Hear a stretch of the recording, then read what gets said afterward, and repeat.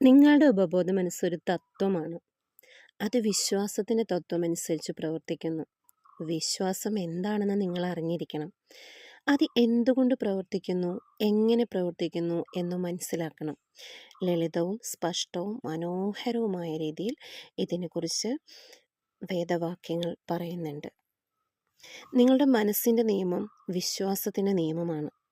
നിങ്ങൾ എന്ത് വിശ്വസിക്കുന്നുവോ അതിനനുസൃതമായി നിങ്ങളുടെ മനസ്സ് പ്രവർത്തിക്കുന്നു. അതായത് വിശ്വാസത്തിൽ മാത്രം വിശ്വസിക്കുക. നിങ്ങളുടെ മനസ്സിൻ്റെ വിശ്വാസം മനസ്സിൻ്റെ ചിന്തയാണ്, അല്ലാതെ മറ്റൊന്നുമല്ല. നാം അറിഞ്ഞിരിക്കേണ്ടത് എന്താണ് സബ് കോൺഷ്യസ് മൈൻഡ്.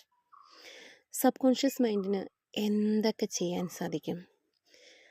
നമ്മുടെ ജീവിതത്തിൽ എത്ര വലിയ മാറ്റങ്ങളും ആ സബ് കോൺഷ്യസ് മൈൻഡിലൂടെ മാറ്റിയെടുക്കാൻ കഴിയുമെന്നുള്ളതാണ്.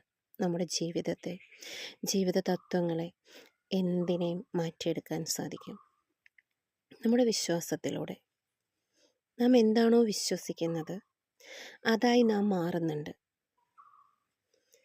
എന്തിലേക്കാണോ നമ്മൾ ഫോക്കസ് ചെയ്യുന്നത് അത് തന്നെ നമ്മുടെ ജീവിതത്തിൽ എത്തിപ്പെടുന്നത് ശ്രദ്ധിച്ചിട്ടുണ്ടോ?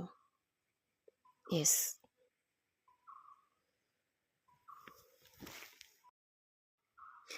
ഇപ്പോൾ തന്നെ ആരംഭിക്കുക. സമാധാനം, സന്തോഷം, ശരിയായ പ്രവൃത്തി, നന്മ, അഭിവൃദ്ധി തുടങ്ങിയവയുടെ വിത്തുകൾ വിതയ്ക്കുക.